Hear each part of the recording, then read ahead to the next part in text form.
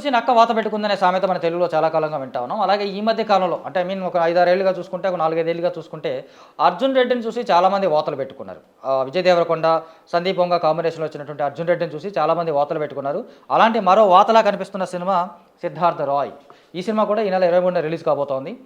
చిన్నప్పుడు బాలనటుడిగా చాలా సినిమాలు ఆకట్టుకున్నటువంటి దీపక్ సరోజ్ ఈ సినిమాతో హీరోగా పరిచయం కాబోతున్నాడు. ఈ మధ్య వచ్చినటువంటి సినిమా ట్రైలర్ చూస్తే గనుక చాలా అడల్ట్ కంటెంట్ అని చెప్పలేం, కానీ యూత్ఫుల్ సినిమా అని చెప్పగానే మనకి ఏవైతే కనిపిస్తాయో, ఏవైతే సినిమాలో చూడబోతున్నామో అనే దానికి అన్నిటికి ప్రతీకగా ఈ సినిమా కనిపిస్తుంది. క్లాస్ రూమ్లోనే ఇంటిమేట్ సీన్ పెట్టడం, పట్టపగల అమ్మాయిలతో లాగి ముద్దు పెట్టుకోవడం, లేదా అతనేదో పెద్ద డిఫరెంట్ మ్యాన్ లాగా బిహేవ్ చేయడం, ఇంకేవేవో చూస్తుంటే కంప్లీట్గా అర్జున్ రెడ్డి ఫ్లేవర్ కనిపిస్తున్నప్పటికీ నా సినిమాలో అలాంటివి ఏమి ఉండవు. నేను ఒక అద్భుతమైన సందేశాన్ని ఇవ్వబోతున్నాను, సైకలాజికల్గా ఒక పాఠం చెప్పబోతున్నాను అని చెప్పేసి దర్శకుడు ఈ మధ్య ఒక ప్రెస్ మీట్లో చెప్పుకున్నాడు. అఫ్కోర్స్ ఎవరి సినిమా అయినా వాళ్ళు అలా చెప్పుకునేదే.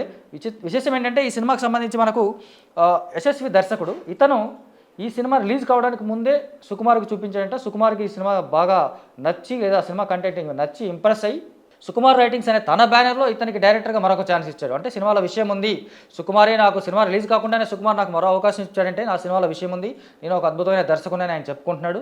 మరి చెప్పుకుంటున్నప్పటికీ కూడా ఈ సినిమా ట్రైలర్ కానీ, ఆ పోస్టర్స్ కానీ, ప్రమోషనల్ యాక్టివిటీస్ ఇవన్నీ చూస్తే పూర్తిగా అర్జున్ రెడ్డిని చూసి వాత పెట్టుకోబోతున్నారు అని అనిపిస్తోంది. అలాగని కొన్ని వాతలు మంచివే అనిపిస్తాయి.